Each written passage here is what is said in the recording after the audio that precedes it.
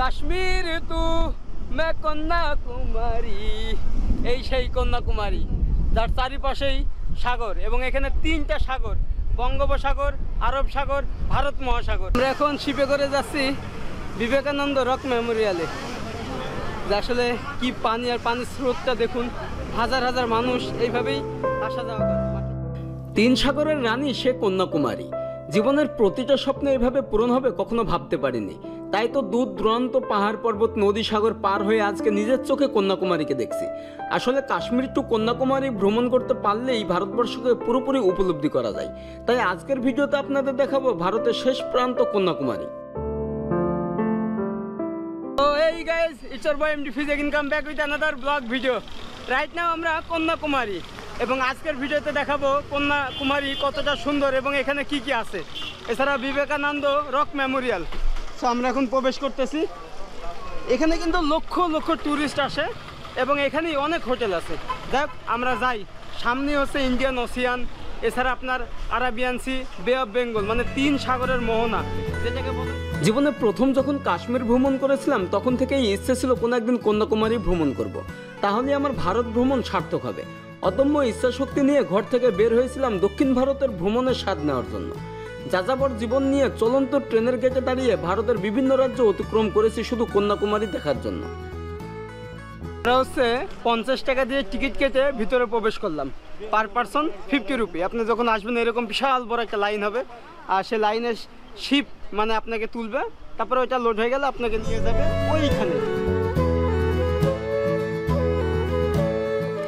কন্যাকুমারীকে এত কাছ থেকে দেখে মনে হচ্ছিল আমি হয়তো স্বপ্ন দেখছি, কিন্তু না, এটা সত্যি ছিল। সকালে ঘুম থেকে ঝটপট উঠেই ব্যাগ কাঁধে নিয়ে দৌড়ে চলে আসি জেটি ঘাটে। সেখানে এসে দেখি হাজার হাজার মানুষ লাইন দিয়ে বিড়বিড় করে সমুদ্রের দিকে হেঁটে চলছিল। প্রথমে কোনো কিছু না বুঝলেও পরে বুঝলাম আসলে সবাই লাইন মেনটেন করে শিপে উঠছে। সে কি এক অনুভূতি যে তিন সাগরের সঙ্গম দেখবো, বিবেকানন্দ রক মেমোরিয়াল দেখবো, বলার ভাষা ছিল না। কিছুক্ষণের জন্য মনে হচ্ছিল আমি হয়তো একমাত্র ভাগ্যবান ব্যক্তি। যাই হোক, এরপর সবাই যে যার মতো কারাকারি করে লাইফ জ্যাকেট নিয়ে, এটা সবার জন্য বাধ্যতামূলক, কারণ এই তিন সাগরের মাঝে আপনি কোনোভাবে পড়ে গেলে বেঁচে ফেরা দুষ্কর। তাই সবার মতো আমিও লাইফ জ্যাকেট নিয়ে জাহাজের দিকে রওনা হই। সেখানেই হট্টগোল, সবাই দৌড়াদৌড়ি ঠেলাঠেলি করেই যে যার মতো সিটে বসে পড়ি। তিন সাগরের হিমেল বাতার সাথে গর্জন বেশ মনোমুগ্ধ করছিল। সাথে বড় বড় ঢেউ এসে আছড়ে পড়ছিল আমাদের জাহাজের গায়ে। জাহাজও নিজের গতিতে হেলে দুলে যাচ্ছে আমাদের গন্তব্য।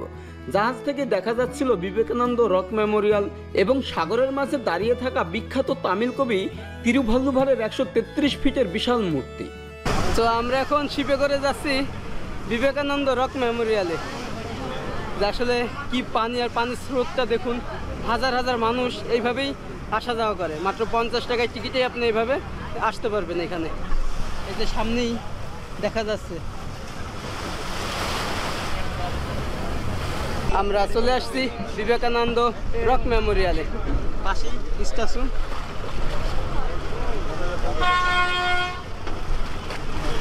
এখন বের হব ফাইনালি গাইজ, যে বিবেকানন্দ রক মেমোরিয়ালে প্রবেশ করলাম।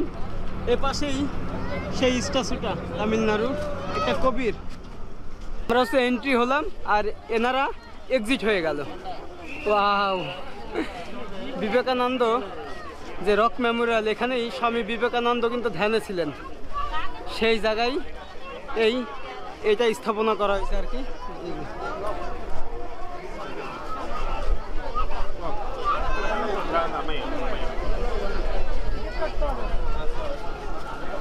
আমি এখন যেখানে দাঁড়িয়ে আছি এটাই হচ্ছে সেই কন্যাকুমারী এবং এখানেই যেটা দেখছেন পিছনে, এটাই স্বামী বিবেকানন্দর রক মেমোরিয়াল।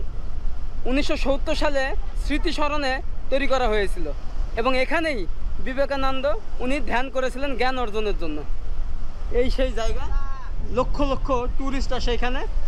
এর এক পাশেই তিন সাগরের মোহনা, যেখানে আরব সাগর, ভারত মহাসাগর এবং বঙ্গোপসাগর একসাথে সঙ্গম স্থান। ভারতবর্ষের উত্তরে কাশ্মীর, দক্ষিণে কন্যাকুমারী, তাহলেই আপনার জীবন সার্থক। যেহেতু উত্তর প্রান্ত ঘোরা শেষ, তাই দক্ষিণ অদর্শনে অতৃপ্ত থাকবো কেন।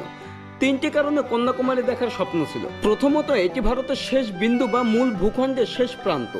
ও ভারতীয় উপমহাদেশের অন্যতম চিন্তাবিদ গুরু স্বামী বিবেকানন্দর স্মরণে তৈরি বিবেকানন্দ রক মেমোরিয়াল। এছাড়া তামিলনাড়ুর বিখ্যাত কবি তিরুভাল্লুভারের মূর্তি, অপর পাশে তিন সাগরের সঙ্গম পয়েন্ট, তাই তো বলা হয় তিন সাগরের রানী কন্যাকুমারী।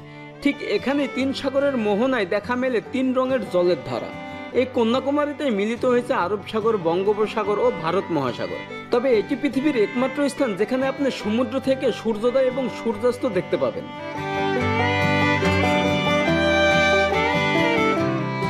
মূলত হিন্দু দেবী কন্যাকুমারীর নাম অনুসারে এর নাম কন্যাকুমারী। উত্তাল নীল জলরাশি মহাসমুদ্রের মহামিলন, কয়েক মানুষের চেয়ে উঁচু উঁচু ঢেউয়ের আশ্রে পড়া, সমুদ্রের মাঝেই দাঁড়িয়ে থাকা বিবেকানন্দ রক মেমোরিয়াল। 1892 সালে ডিসেম্বর মাসে স্বামী বিবেকানন্দ এখানে এসে এই শিলাখণ্ডের উপরে বসে দীর্ঘক্ষণ ধ্যান করেছিলেন। এখানে বসে তিনি ভারতের অতীত, বর্তমান ও ভবিষ্যৎ সম্পর্কে দীর্ঘক্ষণ চিন্তা করেছিলেন। তারই স্মৃতিতে 1970 সালে বিবেকানন্দ রক মেমোরিয়াল স্মারকস্থল নির্মাণ করা হয়। বর্তমানে এখানে অনেক পর্যটক এসে ধ্যান করে থাকেন। এর ওপর পাশেই সাগরের মাঝে দাঁড়িয়ে আছে বিখ্যাত তামিল কবি তিরুভাল্লুভারের 133 ফিটের বিশাল মূর্তি। সবকিছু মিলিয়ে এই জায়গাটা ভ্রমণ পিপাসুদের কাছে সবচেয়ে আকর্ষণীয়। আমাদের সামনে হচ্ছে তিরুভাল্লুভার মূর্তি, স্ট্যাচুটা দেখেন। এবং ইনি হচ্ছে তামিলনাড়ুর একজন ধর্ম এবং নৈতিকতার প্রাচীনতম কবি ছিলেন। এ কারণে তার এখানে স্ট্যাচুটা। আমরা এখন বসে আছি, রেস্ট নিচ্ছি। এখানে দূর দূরান্ত থেকে এখানে মানুষ আসে। আসলে এখানে কিন্তু অনেক রোদ, কারণ সাগরের মাঝে, আর সেই সাথে সূর্যের তাপটা, সূর্য কিন্তু একদম মাথার উপরে, এ কারণে তাপটা বেশি। আসলে এইখানে যে আসতে পারবো কোনোদিন ভাবি নাই। নাম শুনছি কন্যাকুমারী, এছাড়া যে চেন্নাই এক্সপ্রেসের গানই আছে যে কাশ্মীর টু মে কন্যাকুমারী, সেই গানটাও শুনেছেন। এই সেই জায়গা, ওইদিকেই হচ্ছে সেই রক মেমোরিয়াল। দেখুন বৃত্তটা, ওইটা নর্থ, ওইটা সাউথ, ওইটা সাউথ ইস্ট, ওইটা নর্থ ওয়েস্ট। দেখুন মানে এই বৃত্তটাই কিন্তু সব কিছু দেওয়া আছে। এইদিকে নর্থ, এইদিকে সাউথ, আর এইদিকে সাউথ ইস্ট। যে আসবে এখানে সে কিন্তু বুঝতে পারবে যে আসলে নর্থ সাউথ কোন দিকে। আর এর সামনে হচ্ছে এই যে, আমরা একদম সাউথের শেষের দিকে। এ কারণেই বলা হয় কাশ্মীর টু কন্যাকুমারী। আর এটা ভ্রমণ করলেই আপনার ভারতবর্ষটা, মানে ভারতকে উপলব্ধি করতে পারবেন যে আসলে এখানকার ভাষা সংস্কৃতি কেমন। সো আমরা যাই।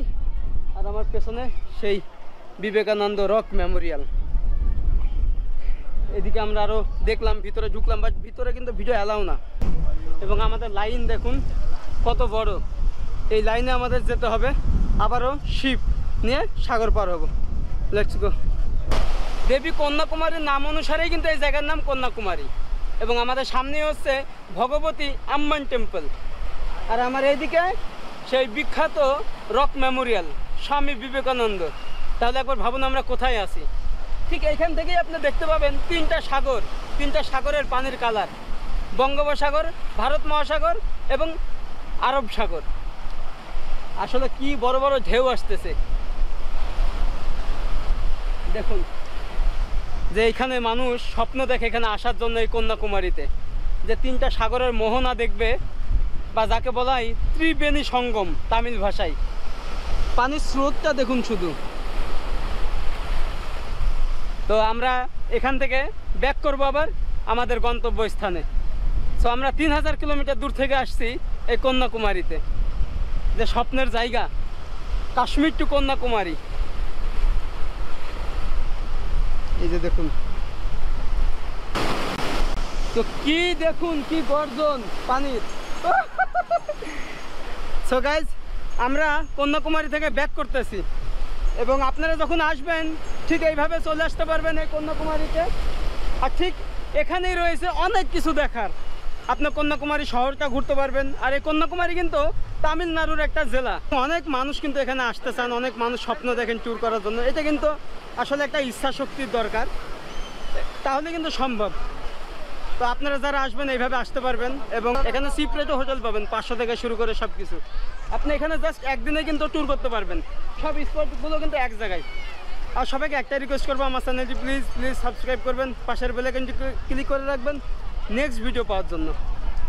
অবশেষে আমরা সাউথ ইন্ডিয়াও ঘুরে ফেললাম। ওকে, দেখা হবে আবার অন্য কোনো ব্লগে। বাই।